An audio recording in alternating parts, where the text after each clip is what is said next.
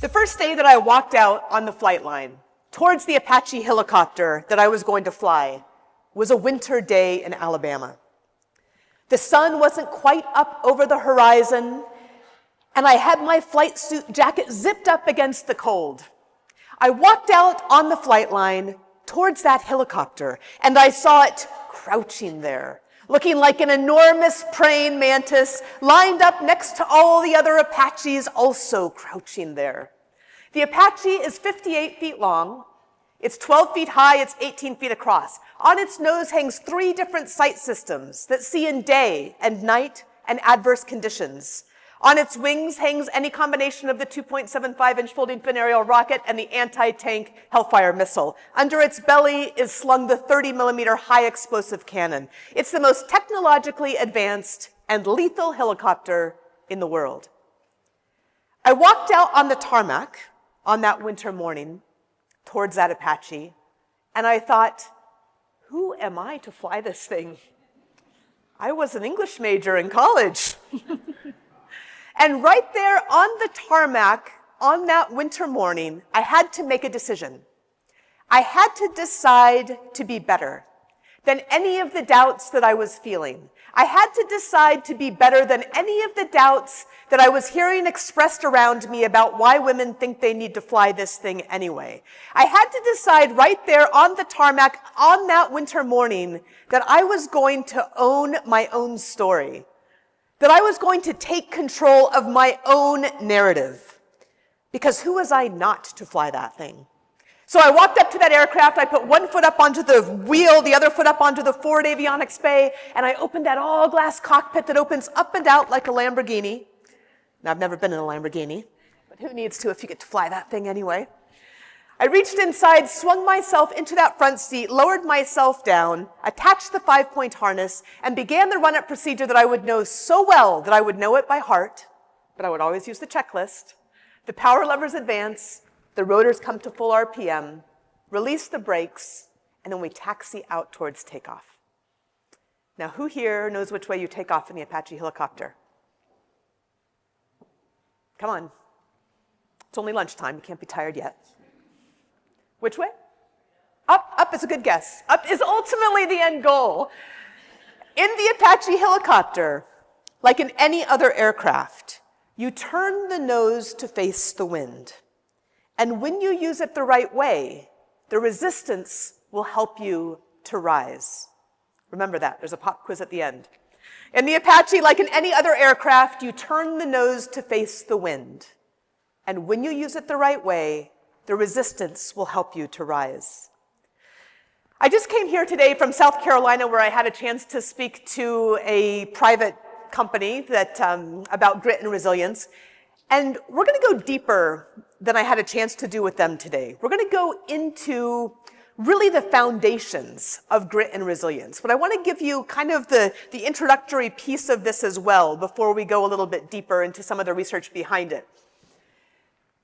Starting with walking out on that tarmac was the very beginning of what would become a very long journey that ultimately brought me here to you today. And it really brought me ultimately, through 3 different continents, leading multiple different line companies, working in the corporate world. And then I had a young leader reach out to me and ask if I would mentor her as she began that same journey that I had taken a number of years before. Now, I immediately said yes, and then I started to doubt myself again, because it had been a while since I had served in uniform at that point. And my integration into an all-male field was surely somewhat unique.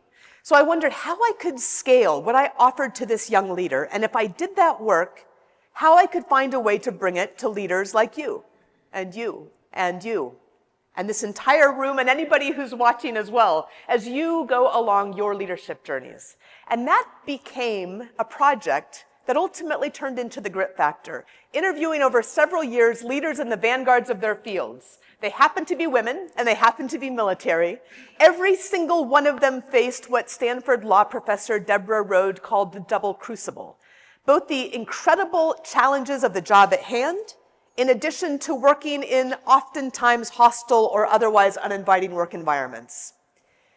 These are general officers from across the services. There's aviators from World War II to the present. There's a Navy submariner. There's a combat rescue swimmer from the Coast Guard, one of the first women Army Rangers, and many, many more. And 201, they shared their stories and their lessons learned incredibly generously. And what came out of those lessons and stories, in addition to doing the secondary research and the most forward-thinking leadership and management, is what I now call the Grit Institute Triad.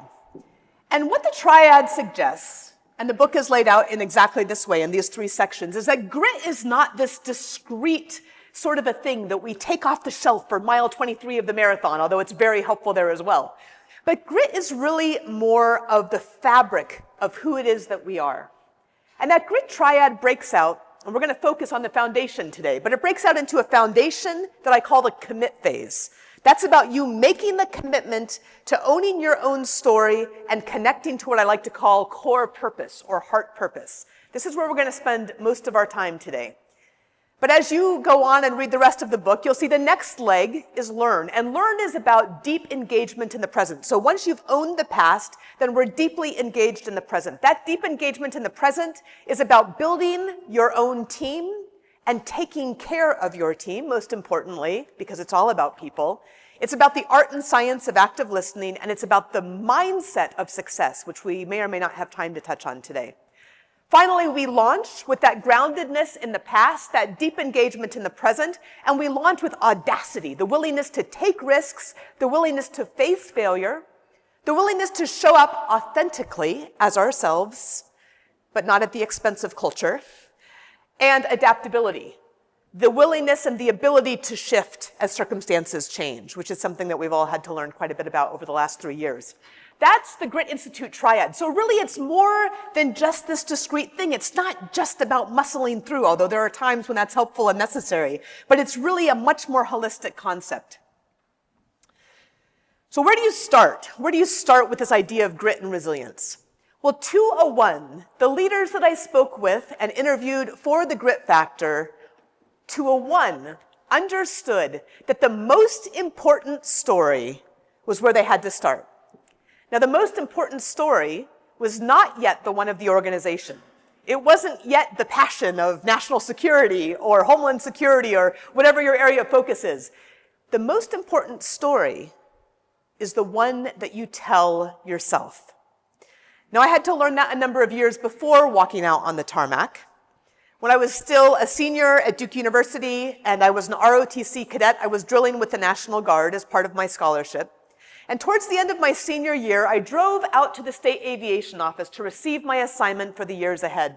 I reported to a colonel that sat behind a desk that seemed as wide as this room with shiny plate glass windows going up behind him. And I stood at attention and tried not to shake, and I saluted, and he asked me to sit down. And we exchanged a couple of pleasantries back and forth before the interchange that I would never forget. When he stopped mid-sentence, looked down his nose at me, and said, "You realize, cadet, that you will never fly an attack aircraft." Well, I looked back at him, and I recognized his comment in the moment for what it was meant to be, which was small and mean and cutting, because in the spring of 1993, attack aircraft weren't open for women to fly. But I looked back at him also realizing that there were some times that you say, "Yes, sir." So I said, "Yes, sir." And I drove back to the campus of Duke University to the ROTC detachment and requested a transfer out of the National Guard and onto active duty.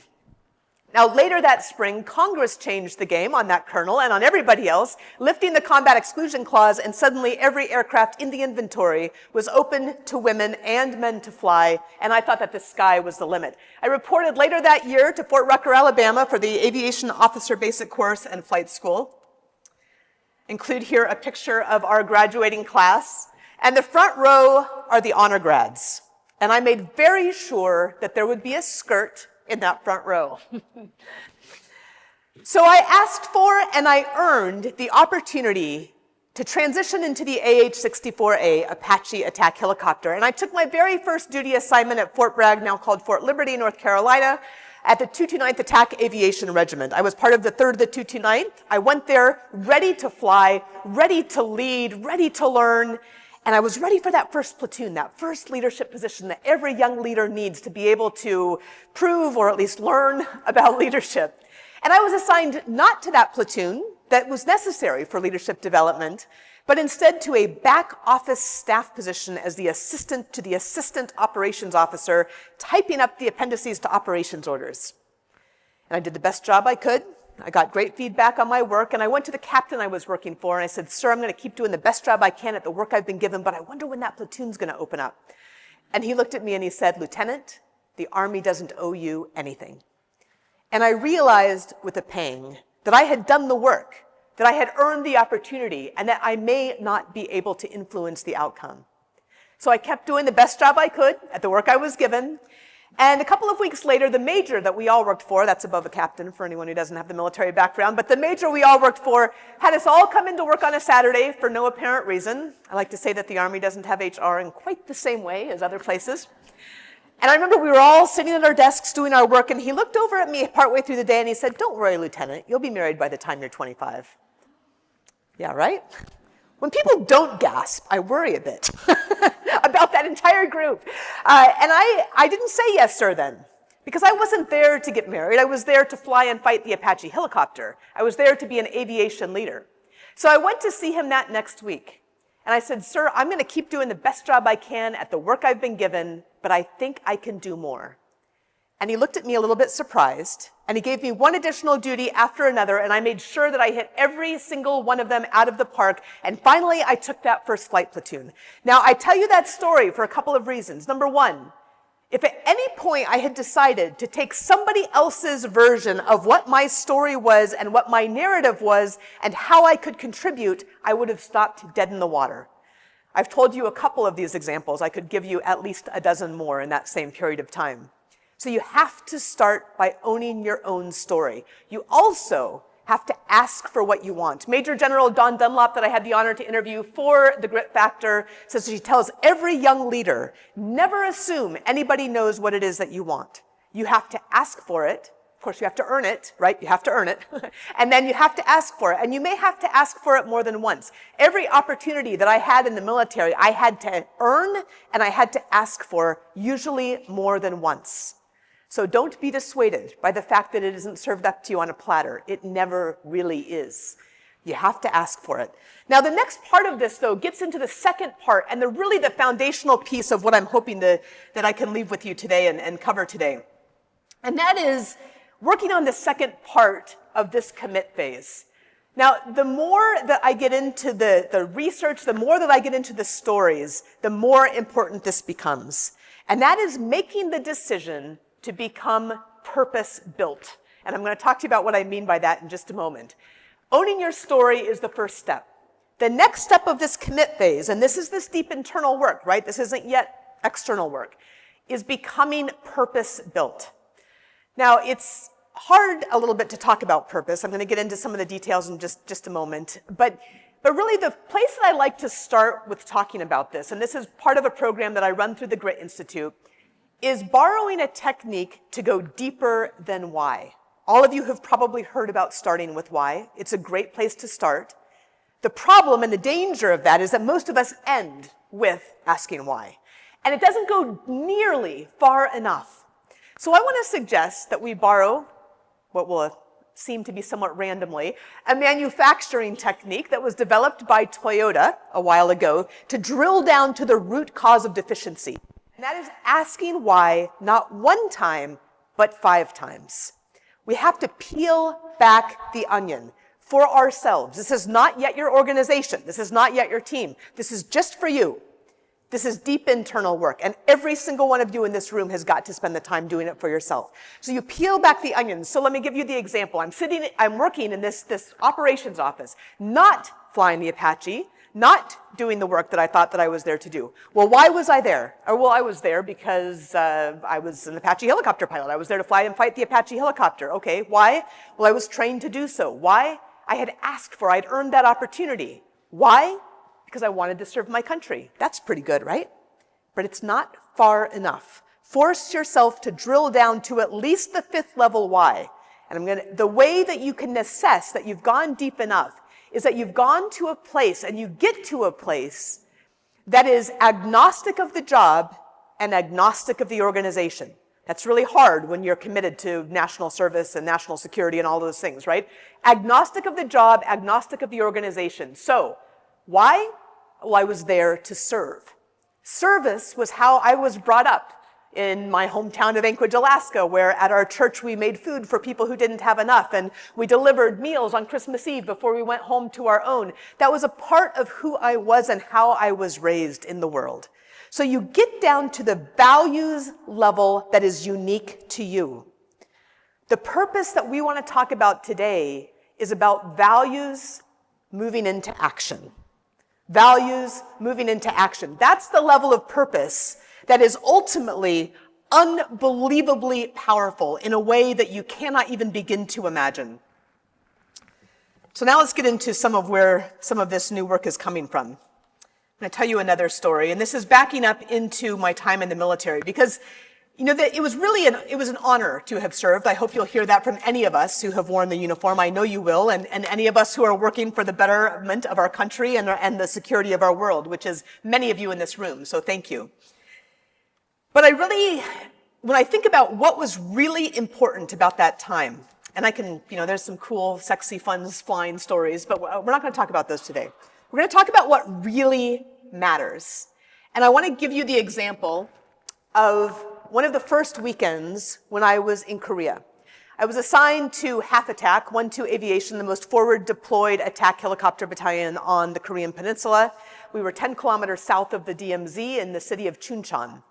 And I was there initially as a logistics officer and then ultimately took a company command. But one of those very first weekends, I took the train from Chuncheon into Seoul. Now that's a 2-hour ride on the train.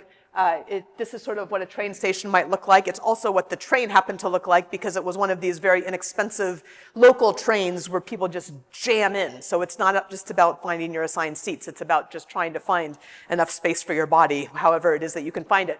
And I took that train down to Seoul, wandered around a couple of the markets in Seoul, got back on the train and came back up to Chuncheon. Now, on my way back up to Chuncheon, I was lucky enough to get a seat. I had an old man sitting next to me who'd had a lot of soju, which was the case a lot of times on a weekend in Korea, and fell asleep. He fell asleep on my shoulder, and I just sat there and tried not to move. And then I got up and was very much looking forward to getting off of the train and onto the station and then back onto our very small base. But before I could do that, a very small little lady who came up to about here on me grabbed my hand and held it very tightly. Now, I had just arrived in country, and the briefings that I had received included things like people aren't always happy about us being in Korea, and sometimes there are people that protest, and I just thought, oh my gosh. And I was the only Caucasian anywhere in sight, and the only person in the military anywhere in sight.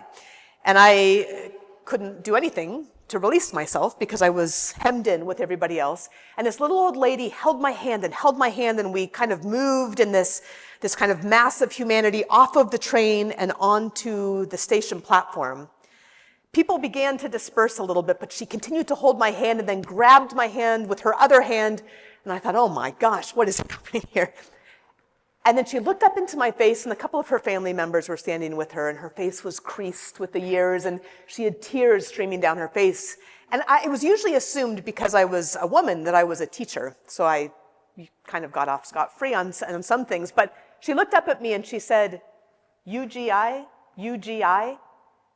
Like, are you a GI? And I said, yes.